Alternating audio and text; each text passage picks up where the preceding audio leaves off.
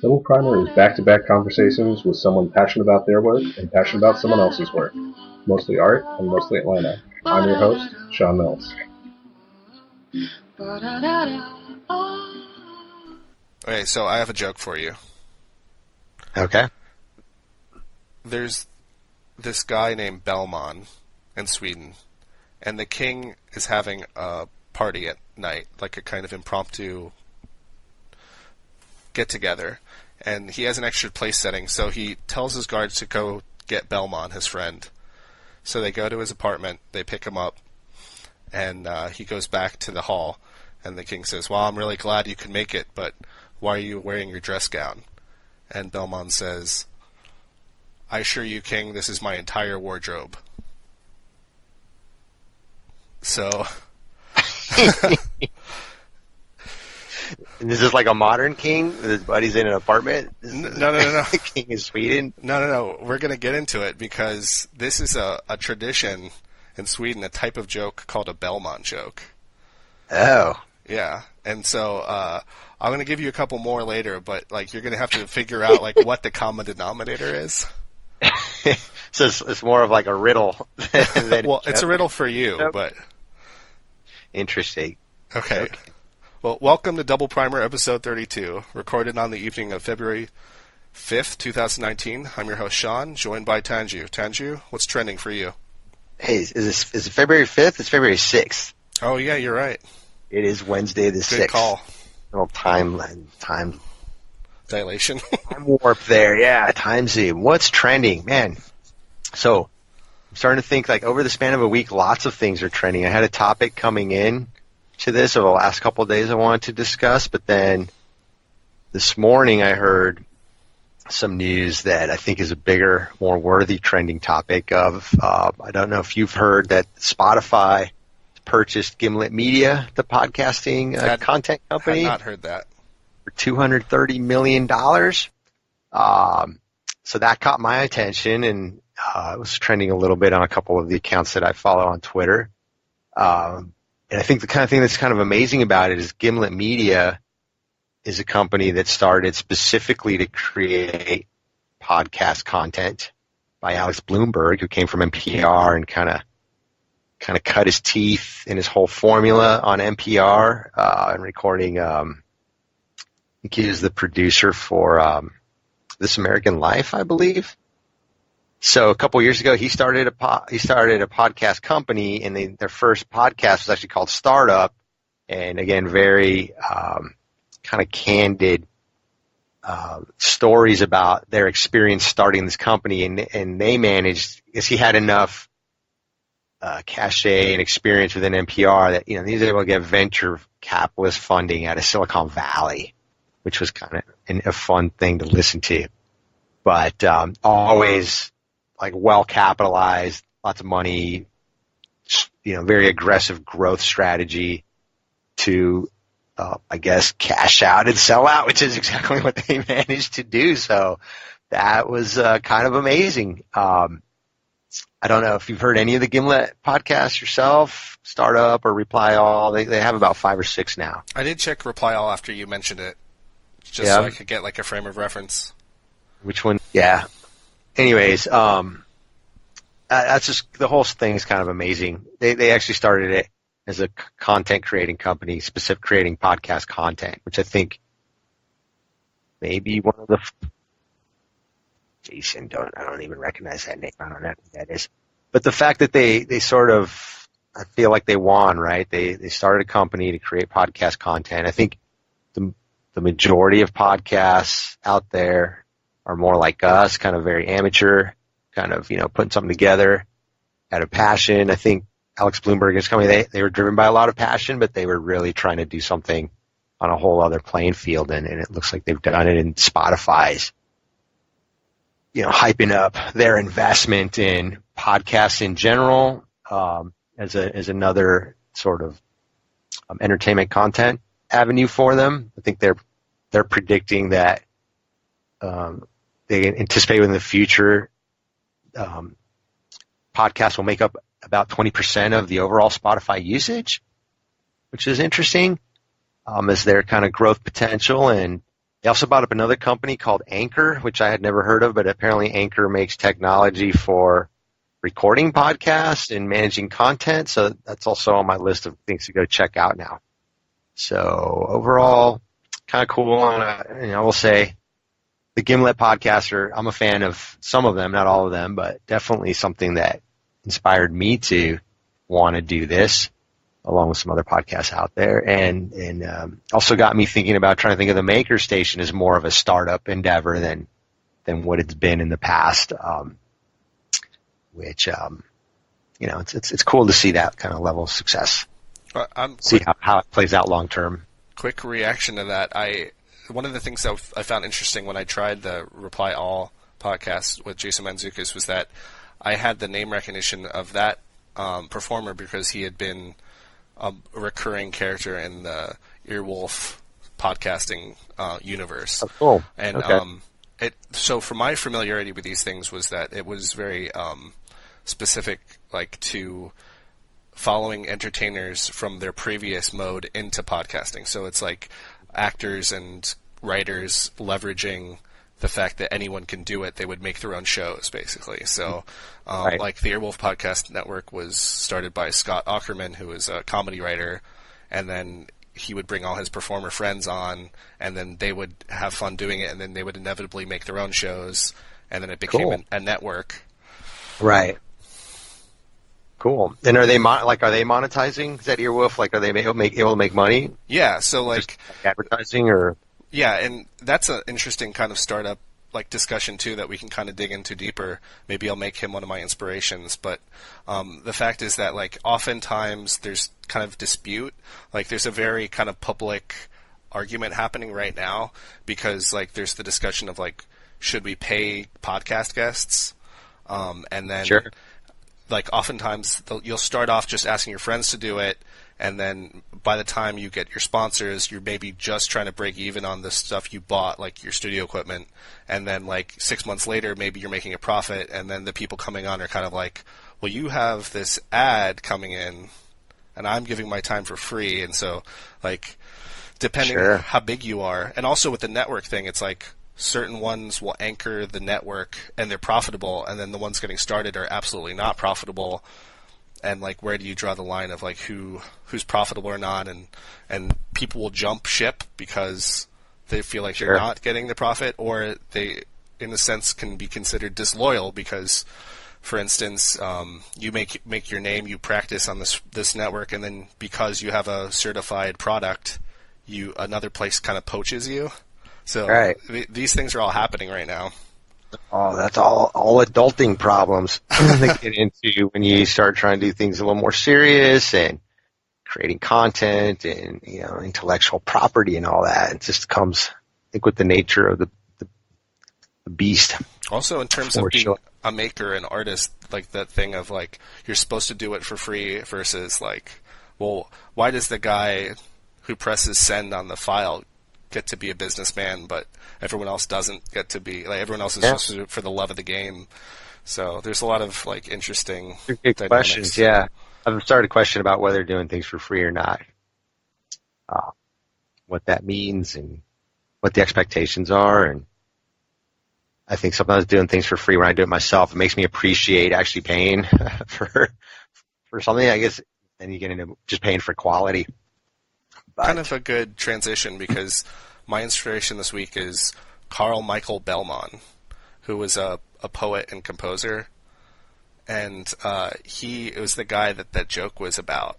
So to tie it all back together, I had heard about this on a podcast because these comedians had heard about this concept of a Bellman joke, and they were so like kind of enamored with it that intrigued, yeah, that they were sharing that, and then that made me investigate the actual person who it was supposedly based on, and I kind of got inspired by that. But so to kind of catch you up to the idea, I'll give you another Bellman joke if you'll kind of indulge me.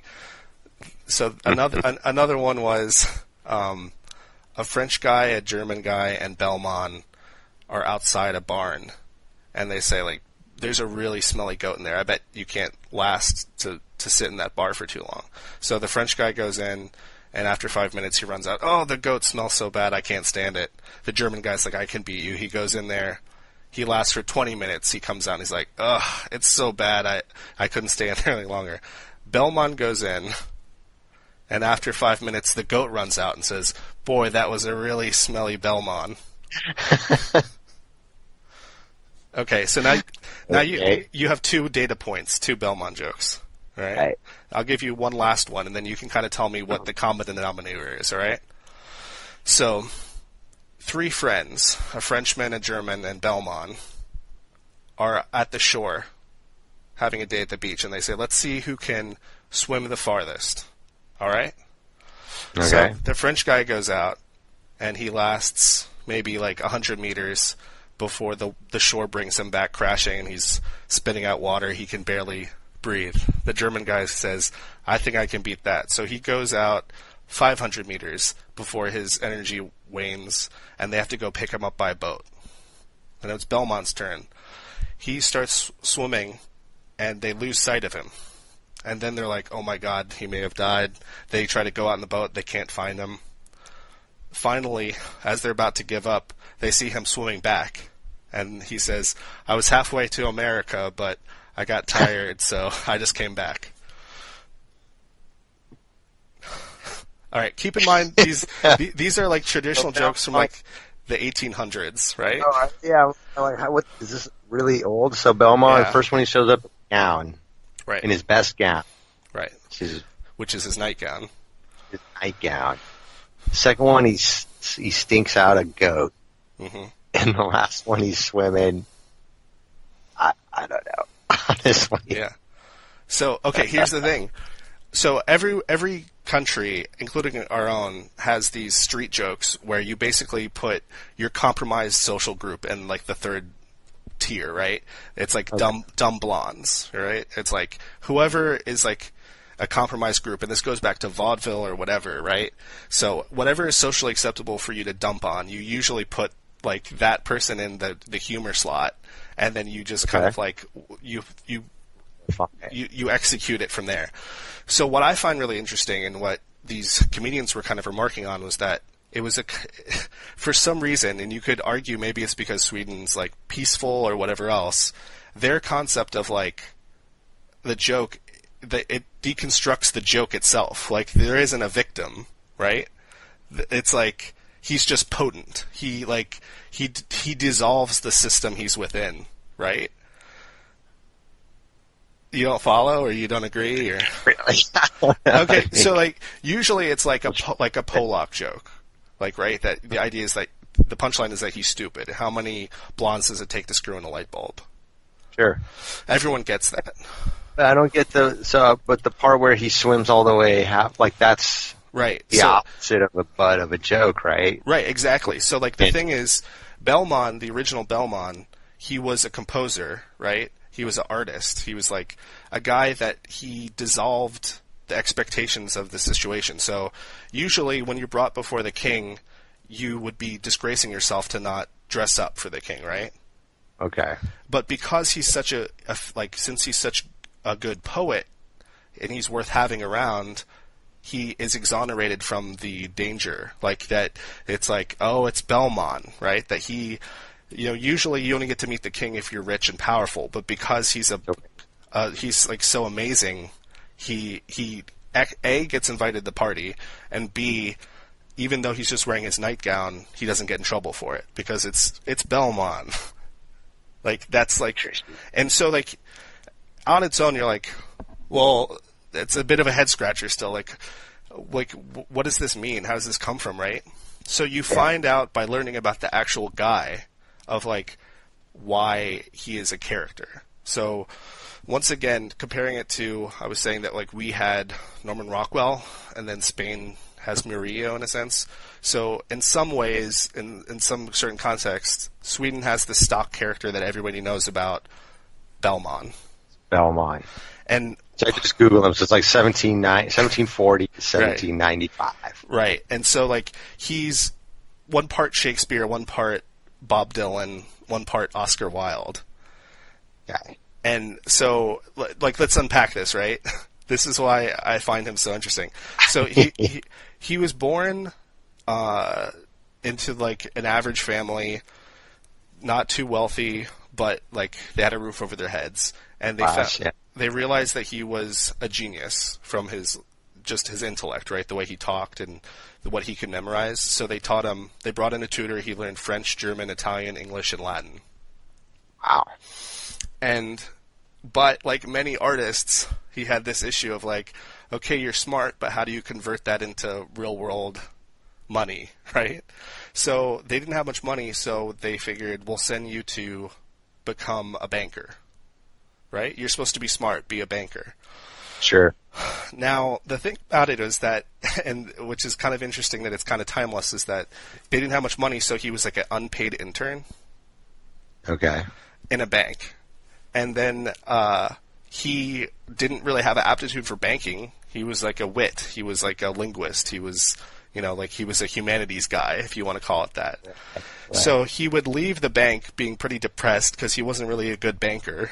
And he would go hang out in bars and he would hang out in brothels, supposedly. And so you had this guy that was like very sharp and very smart. And he had like no way to like express himself. And at the time, he said, beer stung my mouth and love distracted my wits. So, like, you can kind of picture this kind of bohemian character that is, like, almost a stock character, right? It got so bad that, like, he was facing, like, imprisonment for, like, being bankrupt. Like, he had no money. He was so destitute. He had, like, an opportunity in the bank which wasn't working, right? And so one thing I thought was kind of interesting is that they had these people, like his debtors, which later became like characters in his songs, and they would they'd be chastising him for having picnics and going to masquerades. Like, can you picture that? Like, so, like, this guy was like essentially like going to art school, and that like the society's kind of telling him like, what are you doing, like, having fun at night? Like, you should be, like, crying and praying because you're not, like, a good banker. So, like, he was kind of like a square peg in a round hole. Totally bankrupt, right? So I'm reading on the Wikipedia right now. He had a jungle of debts and like, was trying to get out of debtor's prison. Right. So, like, there was, like, a threat of debtor's prison. Right. So, like, he left town. Like, that was the one thing you could do. Like, you could leave to another country. So he went to Norway. Now here's where the first ray of sunshine comes in. He is given presumably because he's like a cool guy. People are still trying to like find a way to like help him. He gets a job in a customs office like Einstein. That's like, okay, you speak a lot of languages. It doesn't require a lot of you. It's enough to like pay your bar bill. Just work in this customs office, right? Mm-hmm. So he does, and that gives him just enough time and just enough money to buy the equivalent of a guitar, which was like a cittern. It's like a four-string thing that you picture like a bard player, telling tales. Yeah. So then with this guitar, he basically, according to Sweden, invented like a new type of music that had never come before and will never be since. So basically, like, picture he's like essentially a composer like Beethoven, but then he would add words, so that so he was like had this like a crazy melange of like really high class like accepted societal like talent, but then he also had this like love for like the common human experience. So he would write these like songs, and his poems were all songs. So like nowadays they like the joke is that like your English teacher is like, did you know that Eminem's a poet? Like there's this idea that like songs are poetry. That's how we write. But he in a vacuum, when everyone else would write poems to be published, he was writing songs instead. And not just like what everyone else would do, which was you'd take a stock song and then you'd make up lyrics to it, like Green Sleeves, and then you'd make up a song about your barber or something. He was composing his own music, which some people consider like on par with a Mozart, depending on your musical taste, or even improvising them. Now, I wish we could say that Bellman, became an instant hit and retired a millionaire, but the sad story is that it's, he had like this bohemian life where he had these moments of popularity and acclaim or like experiences with the court or what have you, but then he eventually did die in debt once again. Like he didn't quite get like hoisted on the shoulders of high society, but he did have this thing where his music was relevant to the people, so that it was definitely, it definitely left a legacy. Mm-hmm. Got his own Wikipedia page with a lot of references and works, right? So pretty well. Not just Wikipedia, but I mean, like he has museums, like people play his music to this day. Yeah. Absolutely, and I mean, I think like one of the ways I've learned to use Wikipedia is, and because anyone can edit it, you have to be skeptical of everything you see on Wikipedia, but the based on the references, right? The more references that you can see that are documented, the more robust the content is there. So 51 references alone on this page. That's a clue. It's like in the footnotes. Then below that, there's other sources, which is something I don't recall seeing on other pages. Separate from the references, there's a bunch of sources in English, Swedish, and then a whole other half a page of external links. And then, I don't even know, some kind of weird table with a bunch of other references of like all his different works, right? Characters, music, poems, illustrators, etc. So yeah, quite prolific for sure. And so for me, just to like spell it out explicitly, like I'm equally impressed that as a character, he's inspired like an entire genre of jokes, like that he lives in the culture that way, and then B, that like his work and life was kind of like this bohemian ideal.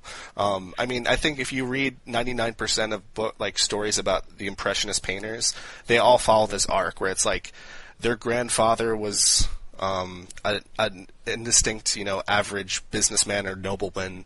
They somehow managed to get a decent education. They essentially live in poverty until, they have like a pretty good piece of artwork, and then, despite their incredible work and incredible legacy, they essentially died, destitute. This was like a constant arc in like of that era and for like these types of people. I think I heard something similar recently on a podcast or on NPR. I can't remember if it was Bach or Mozart or one of those guys that also was like just very much middle class, genius, was able to make a living, kind of, sort of, right? But they were not noble and they were not wealthy, and they essentially died penniless, even though their artistic contribution is, completely on another plane, which I thought was interesting. But I got to say, dude, this whole Bellman joke thing, I was thinking in my head, which I think was also screwing me up, was like, oh man, like I'm not really good at jokes in general. Like I'm really nerdy. Like jokes are not my thing. And lately it's been a while now, but like at least the last 5 years, like I'm just like into dad jokes, and like the dad joke theme runs through my house, right? And the jokes that I make, kind of like, it's almost like I'm trying to get the eye rolls from my kids. So then I was like, is this like a dad joke thing or what? Well, yeah, like not to get too like far afield, but like, so my mom's from the Philippines, and one of the few cultural nuggets that survived to be shared was that there's this stock character called Juan Tamad, Lazy John, and basically it's like, so he's the punchline where basically whatever happens, the punchline is that he was so lazy he did this. So that, like, to give you like those Cliff Notes version, there's like a story of like his mom tells him to go find a wife, and she says, find a wife that's like quiet and obedient. He talks the first one, she's too loud. Talks the second one, she's too loud. Third one, she's quiet. I'll marry this girl. Turns out it was a corpse. And like the punchline is always that he's so lazy he like messes it up in a spectacular way, right? He goes to the market, he's supposed to buy a chicken, he buys it, and then he puts the chicken down and says like, "Meet me at home, I'm gonna go take a nap." Of course, the chicken will run away, right? So like these cultures have whatever it is that is the thing that is a stigma. You have these stock characters, and so like I said, there's the Pollock jokes, there's the blonde jokes, and so I was really intrigued by this idea of that the Bellman isn't stupid, he isn't lazy. It's that he basically flips like what you were trying to do is figure out like, okay, what is the thing I'm trying to track here? And his whole thing is that like he breaks the mold because he marched to the beat of a different drummer. He was like a special guy. I mean, obviously, this is my romantic view of it. Maybe a Swedish person would kind of like tell me all the ways I have it wrong, but... Ooh, yeah, so I don't know if anyone out there that's... 10 listeners out there is Swedish who wants to come on and tell us about it, enlighten us a little more. That would be awesome. Or put some comments in whatever, iTunes or Podbean or whatever you use. That would be cool. But yeah, I'll be curious if this was a kind of a little enlightening topic of an interesting person I'd never heard of. Yeah, and it could also be a thing like David Hasselhoff. Like, have you heard that like he's huge in Germany? Have you ever heard that? Yeah. So it's like that's almost a joke in and of itself, right? So, but it's like that could be a thing too. It's like my perception of it could be like he's my Hasselhoff. Like to them, they think of it in a way different way. Or that, like, how the French all love Jerry Lewis as a genius, but here he's kind of seen as, like, a clown. Yeah. So we're going to have to make you, like, a Bellman t-shirt or something. Well, well, like I said, I don't know. Like, the Swedish people have, like, a stronger claim to him than I do, but maybe he'll catch on. No, you're a fan, right? Oh, right, yeah. Like a fan t-shirt, right? Oh, yeah, for sure. I guess like that taps into a larger sense to keep us on track here is that like the idea of like a maker. Like I was talking about that as like a runner on the show, that like the concept of the primordial maker, regardless of time or culture, that like they have this will to the creation. And so I think of him as like as one of those guys, like that, even though no one around him was making what he was making, he just had, I'm going to do this, whether it's like without permission. Yeah, he just had the knack. I was also wondering if kind of made me think of that TV show you told me about, The Patriot, where that main character guy, sort of his, like, I guess, stress relief and coping relief was the folk songs, where he's able to sort of tell what all the crazy crap that he's doing, right, and that's happening, that he's caught up in this weird plot. And he's able to get that off his chest through music. And I did watch the first season, right, where they had a mini album that was getting airplay in the next country over. I forget what country it was, France or Netherlands or whatever. And the guy was chasing him down, trying to find him so they could play shows together. The guy's like, has no interest in recording music. He just needs to get these songs off his chest. Yeah. And like, to give Bellman his due, for him it was that he wrote like religious poems, which is like what you did at that time. But then he would go home and write like semi-body like songs that people would play in bars. So anthems. Yeah, anthems. And some of them were even on YouTube. You could look it up or translate it in English, and they super don't like translate. Like they're not like good listening, but like you kind of have to take it on faith, almost like Shakespeare, like it's not spoken in the way that we speak. You kind of almost have to take it like everyone's word for it, that this is genius. Like it doesn't work on like a visceral level. Oh, interesting. So, or maybe it works in Swedish. So like, well, cool. Have you been a Bellman yourself? Do you have a project that you've been working on? Oh my gosh. Yeah, I mean, I don't think on the same level of genius, but definitely always doing a bunch of things, and I get a lot of random feedback from people. They're like, "Oh my god, this is genius," or "You should like this should be you should be able to make a lot more money off this. And I'm like, like that's a whole other, like, I'm not interested in that, right? That's like, that takes the fun out of it. Or, the NFL thing that we were talking about where I joked, you mentioned some of the people that are taking this material from the NFL are just already right off the bat planning to auction it off as fundraisers for their organization. Like, they're not going to get rich off it, but they're definitely raising money. And that's not an idea that even occurred to me being within the realm of possibility. I was thinking about making something unique and interesting with it.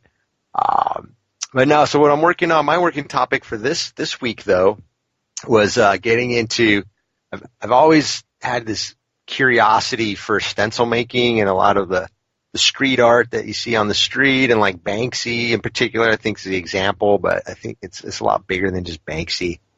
It's kind of stencils, right? And being able to tag stuff. And at the makerspace, I've for the longest time wanted to put more signage up at the space, and it lends itself to doing stenciling. And was aware of, hand cutting stencils. That seemed just like a ton of work, and I always wanted to do it. Use one of the machines that we've got to cut the stencils. So recently, on a whim, I am a fan of the public library, so at the public library, it just occurred to me to see if I can get a book on stenciling and see if I can actually learn something instead of just trying to figure it out on my own. And I found this book that actually turned out to be pretty goofy. It's called Stenciling on a Grand Scale. And I got it kind of over the Christmas holiday, some light reading, and it turned out to be a pretty cheesy book. I didn't like it at all. The author was describing techniques for stenciling on walls that was essentially doing foliage and pots and fake fencing, columns. It really, you could tell the author's very enthusiastic. Probably was super excited she got a book deal, right, to write this book. But it's essentially the cheesy wall art you see in you're just run-of-the-mill Italian restaurant in any old American city, right? You go in and they've got some Italian columns painted on the wall with grape leaves or whatever, right? So that's what she wrote her book about, was all that. But I guess the technique that I picked up that she drove the point home was when you're stenciling, bleeding under your stencil. That's where I was always the problem I was having. I was just spray painting and paper stencils, and no matter how hard I tried, it would bleed. And she kind of made the point, with stenciling, it's you really want to apply the least amount of paint you can possibly get away with for any given layer, which was interesting to me. So I took that back, and at the makerspace, I wanted to laser cut some stencils. The laser cutter for a while wasn't functional, or I didn't know how to use it, so I just hand cut a stencil by hand, and I used a foam roller, which is something I'd never done before. And keeping that technique in mind, what she's saying is it's really about applying the least amount of paint, and it totally worked. Awesome, right? So I stenciled the outfeed table. That Brett made this really nice outfeed table, which is a table to support the material that's coming off the table saw. But then he just scribbled in Sharpie, do not leave anything on this table. This is for outfeed only, because as soon as you start stacking stuff on it, it doesn't work as an outfeed table anymore. And I thought he did a nice job building the table, and then it looked so crappy where it's just raw wood with ugly scribbled handwriting that no one's going to read anyways because it's in black. So I painted it white, and I made a sign with a little warning sign that said, anything left on this table is going to be thrown away. If you leave something on this table, it's going to get tossed. If it's in the way, you got fair game to toss it. And it came out great, and I made it out of a paper stencil that got all soggy, and it's kind of a one-time use. But it worked. So I was pretty excited about that.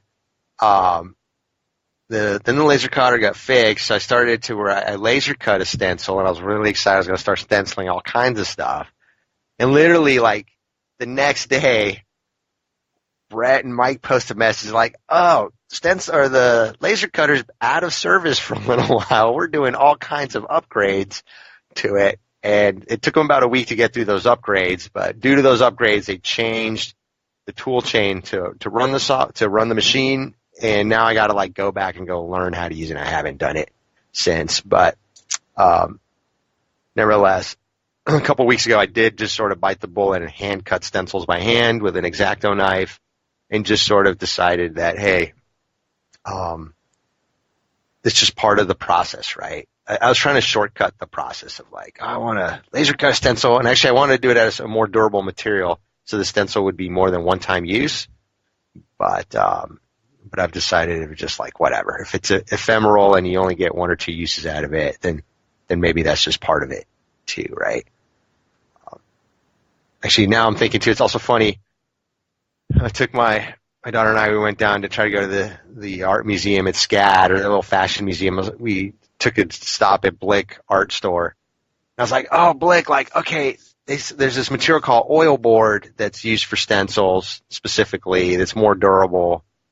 Like, I'm going to get some of that. And I go there, and the one clerk there had no idea what I was talking about. First I tried to find it by myself, so I wasted 20 minutes looking in the store. Then I finally get the nerve to ask somebody. Then the guy has no idea. So we walk around a little bit. Then he has somebody else, and the other woman there's like, oh yeah, we got that totally, but we're sold out right now. And I was like, damn. That's when I ended up doing it by paper. But no, it was cool. I'm pretty excited about that. It's kind of something I'm learning how to do. I think the initial motivation, actually even separate from the signs at the space, was I want to make a stencil for my hangboards as part of the logo, right? Because I was trying to decide, like, do I stamp or do I do a stencil? It's just another kind of tool in my toolbox now, kind of graphically, that I'm excited about. And the other thing that I thought was really funny, and I can't remember the name, but as I was reading this book and, reading the references at the end or whatever, the woman referenced that there was like an international society of like stencil artists or whatever. It was originally started in Duluth, Georgia, which is essentially Atlanta's suburb. And I was like, what? When I Googled it and found it, the original founder, it was originally founded here, but when the founder died, it moved to somewhere else up north, like Minnesota or whatever. But it kind of cracked me up that there's just professional societies for just about everything. And these people saw themselves as like interior decorator type of art people who were able to make a living. And I guess you can make, the cheesy Italian restaurants pay an artist to come in and stencil the restaurant with their foliage and their columns and stuff. And people are into that. So the whole thing just kind of opened up my world in a way I never imagined, or if it wasn't for this space. I made some notes while you're talking, because like you hit on so many interesting things. Like, for instance, the Italian column thing you were talking about. What's interesting about that is that like they're so a part of our visual language now that they're such a cliche. But I had a professor that would actually talk about like those as being like the origin of all painting, because he says, the thing about it, like the first art that anyone ever did was in the Lascaux paintings, where they would like paint the walls of their cave, right? And then you track that to like Italy in the Renaissance, and it was like decorating your house walls, and you would do these fictive paintings where you do like the columns and stuff. And so it's like, that's interesting. So it actually taps into like a very ancient tradition. I guess because the author, like me, being completely clueless, right? No history, kind of very coming in from like a mechanical background, like I just want to be able to replicate images quickly, right? Very cleanly. Like she was like, yeah, we're gonna make this awesome like baluster, scene, and you can make them huge. Part of her thing was that the technique she was describing allowed you to get like really big, kind of large scale, right? Which I guess like wall size and things like that. And the tone, like you just read the excitement, and I didn't get it. I was like, this is just cheesy, like I have zero interest in painting, Well, yeah, I think you touched on it right there when you were saying it was about clean and it was about size, because the other thing I would kind of push you to talk about is the idea of why stencils versus hand painting it. Does that come just from like you have an existing skill set that I know I can transfer it into stencils, or is it because like you said, you have no interest in actual hand painting? No, I think it's because I have the skill set of like I know, or I feel confident I can learn how to use the laser cutter, right? It becomes very clean. That's like a technical workflow. Hand painting, and actually she did talk about this as like don't have the steady hand, right? And hand painting, I feel, is very easy to make mistakes that probably everyone knows mistakes, but I think a lot of experience comes with like knowing how to cover up your mistakes, which is not something that's readily apparent at first, and it's just easy to replicate. So, was there any of that, like when there's a hammer in your hand, everything's a nail? Like, was there any formative thing where it's like you already had been solving problems with stencils, and so it's like you're going to go back to that well, or? Ooh, I don't know. I'm not sure. I hadn't really quite thought of it through that far. I was thinking more it was something that was easy to replicate and would be like very clean and relatively quick because, yeah, I would think like the sign I made on that outfeed table, it's like a warning sign, right? It says like warning, outfeed table, do not leave anything here. Actually, Mike, I have to look. I got some pictures on Instagram, put in the show notes. Like hand painting that, it would not have looked like a crisp warning sign, right? It would look kind of sloppy. I think if I tried to do it by hand, it'd take me a lot longer, a lot more practice to get it to the way I want it to look. But like, and then I was gonna say, like, I think as a pair of like makers, I'm recognizing in you though that it's like most people these days, their go-to would be like, I'll print it, right? So yep. there's something in you that says like, I'll stencil it. Yeah, well, because to me, like the stenciling is like an equivalent of printing. Like I don't want to print a piece of paper because that's the other thing. Is like I want it to be durable and not have the thickness, right? So if I print it on paper and then figure out how to stick it on or laminate it onto the table, like that still wouldn't functionally work, right? The material would get snagged on it, eventually get ripped, it'd fall off. It's like you just want it to be there is like painted on. I think also is also like I like the stencil art that I see, so there's an element of like wanting to emulate that style a little bit. I remember even before, like back when I was a kid, you know, I came of age where it was like cassette to CD, compact disc transition, right? So you still had like cover art.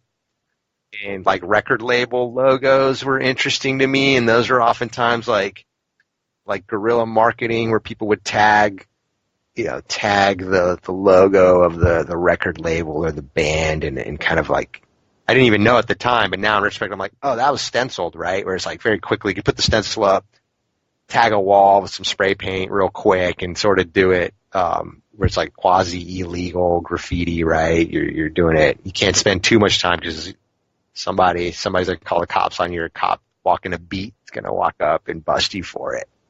So there's that element of in retrospect, you're like, oh, all that's stenciled, right? It's just simple two-tone kind of stuff. Also, I've gotten over the last couple years, interested in what's the guy's name? Ferry Shepherd, is that his name? He's a stencil artist, right? Shepherd Ferry, yeah. Like his work is like, I like that. Like I just like that style, and I would love to learn how to emulate that. So, actually, that's exactly that's already on my mind. It's like, okay, how can I make some stencils that look like Shepherd Ferry's work? So the cultural touchstone for a lot of people was they first were introduced to him in the Exit Through the Gift Shop documentary with Banksy. Okay. He has like a cameo, if you want to call it that, like at the beginning of it. Also, like just for people to know that name, he did the Andre Has a Posse. He did that stencil. Yeah, so exactly. he's basically to obey. Yeah, so he's right. like he's the guy. He's the Saturday Night Live of stencil painting. Stencil party, right? And then he does some really cool stuff, like very intricate. I think he also did like the Obama Hope. Yep. Image, right? And when Obama was first getting nominated, or even before he was nominated, when he's just rising. So that particular piece was like the highest high of his art form and the lowest low. So so like for one thing that was like it worked, that it's like something he did was mimetically seen all over the world, people making shirts. It was just like it became part of the cultural lexicon. On the flip side, he was kind of seen as like letting down the art community because he had found the image as a found image in a newspaper. With the transformative value he added to it, it should have been fine. Like, but instead he kind of like chickened out and tried to say like, oh no, that's not the one I used. Like he was trying to like lie a little bit. So like he had a strong case, but then he was like trying to like use subterfuge. Okay. So like it was like, no, that's not the way you handle this. It's like you stand up to it and say like, I had transformative fair use, I'm untouchable. But instead, he was like trying to like muddy the waters and like doctor his original image. I don't know that whole story. So that's interesting. That's cool. And that's all part of like the growth process, right? Yeah. The human experience. So like a professor of mine like went to school with him, which is why I'm kind of like interested in him too, of hearing some of these stories. Okay. Cool. Well, he's got a cool Instagram account. I'll say that. Yeah, so that's my work right now. It's a very minor thing, but stenciling is, I feel like I dabbled with it in the past a little bit, and it was fairly painful, and I've sort of now just kind of come to accept some of the pain of the process is just part of it, and that just, if anything, makes it a little bit more special that way and worth it. I want to push you on just one final kind of question about it, which was having an interest in stencil making, have interest in like Shepard Fairey's work. Do you see, like, what would excite you more, making, like, a bigger and bigger one? Like, would you want to make a billboard-sized stencil, or would you want to, like, make so many stencils and distribute them across America? Like, what's the end game for stenciling? Right now, a very small scale of just, like, being able to embellish projects. So,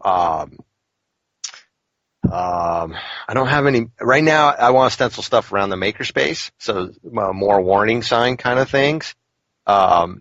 Maybe some T-shirts, like that are, if they're not.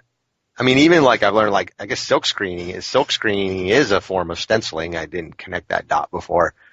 No, just embellishing projects. So I did before we started the makerspace. One of my first sort of maker project, and I define a maker project as something that I do primarily for fun rather than like maintenance or like a home improvement or car maintenance project. So it was I made some homemade skateboard longboards with my son when he was younger. So we made 2 skateboards. They were pretty cool. I kind of painted them, fairly kind of simple painting. And then on my son's, even to get away from the painting, we just like put stickers on it to put some graphics, right? Then my wife wanted a skateboard of her own, so I made one for her out of some bamboo flooring planks.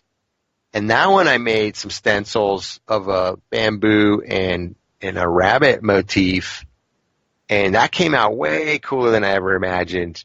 And that's the kind of, like, I just like to be able to do more of that, honestly, which to me it's more about the process, and again that thrill of like, I did this is cool. Other people, I got good feedback that it's nice, but I don't think it's like awesome that, or would be distributed everywhere, etc. I don't know. We'll see. A billboard might be kind of fun though. Well, cool. Yeah, you're in an exciting phase of like your experience with it. It's like even seeing what you like still. But you mentioned that part of what's interesting about stencil making is problem solving, and so maybe that's a good time to bring up the fact that one of our ongoing projects for what we're fixing this week is audio stuff. So we talked a little bit, we can kind of expand on it, that like we have some plans to try to like troubleshoot this idea. Yeah, that's what I was thinking coming into this, was like, I think there's opportunities to like fix the audio. I don't know how. I haven't put any effort into, you're the one doing all the mixing and the audio work. So, on Instagram, following some other accounts for some people that record podcasts, and they had the big fuzzy microphones, and I know that these fuzzy microphones exist to cut like wind noise and audio noise. So I was wondering, like, do we need to get fuzzy mics for our recording here? But I don't know if that's our problem, right? Or do we need to experiment with the audio recording? Or is it just the fact that that's where production quality comes in, and that's why you have recording engineers, because they're doing a lot of work to address the audio issues that, we may not be willing to do that work. I'm not sure, which is fine, but I'm just not sure which of those we may want to experiment around a little bit. Right. So, like, you had the interesting idea that I think would be cool is that you could try to record it as well on your computer, like whatever means, that you find, yep. And we'd just be able to compare and contrast, like, who has cleaner or better audio. Yep. Yeah, exactly. So that might be something worth a try. And then now, I guess with this Spotify Gimlet thing, I'm curious to go check out what this Anchor platform is, and if that's a recording, audio mixing application or what. So I don't even know. Are you using Audacity for recording? I'm using a tool called MP3 Skype Recorder for the recording part, and then I'm editing it in Skype, or Audacity, right? Like you mentioned. Doesn't Audacity doesn't do the recording itself? It can, but like since I'm trying to record both of ours together, it seems to be better at that. And then also, like, not to belabor this, but we have the interesting thing of the question isn't how do we perfect the audio, because like we know how to do that. Like if we went into the same room and a good sound recording studio, we could go to the library and I could record it with like a recorder for that purpose, and it would be good. But the question is, like, how can we do it in the painlessly, right? It's like, it's not just the best. It's like the cheapest. It's the fastest. That thing of like cheap, fast, and good, but we're trying to get all three. Yeah, absolutely. So that'll be interesting to see what we can come up with. I thought it was funny because when I listened to this, got a little mini road trip over the weekend, so I forced my son to listen to our latest episode, because I always go back and listen to the episodes, but I was like, hey, listen to this with me. So trying to get some feedback out of him, and he's a teenager, so he's a little bit ambivalent to the whole thing. But I asked him specifically, I'm like, hey, I feel like the audio mixing isn't quite right, like my mic versus Sean's mic. Like when I listen to it, I feel like your mic is a little bit off, right? But without prompting, I just asked myself what he thought about it. He thought it was my mic that sounds bad and yours was good, which I thought was funny. And I don't know if that's just me hearing my own voice sort of biased towards that, or if he's doing that just to mess with me. But yeah, we have like 3 levels of bias, so I don't know. Like, we need to take it to a true third party. It's funny to think that that what if it was truly in our own ear, that what you hear as your own voice, that's the gold standard, and everything else must be wrong. Absolutely. Well, it's definitely something we want to continue thinking about, and I would also want to go back to that idea of like we should try to record one live in person and just see how different that is. Should. Definitely going to have a different vibe, but all the things you mentioned today, I think definitely post some Bellman links to both his music and then the Wikipedia page. And then do you have like a stencil that you want to pick out from what you were talking about? Like, it doesn't have to be the one that was on that page, but we can include those in the show notes too. Yeah, I'll definitely include some show notes, and I'll dig up the one that's on the skateboard. If maybe you want to use that one as the cover for this podcast, We'll see if the image fits. If not, definitely be in the show notes. Cool. Oh, cool. Well, talk again next week. Definitely. Bye. Cool. Bye-bye.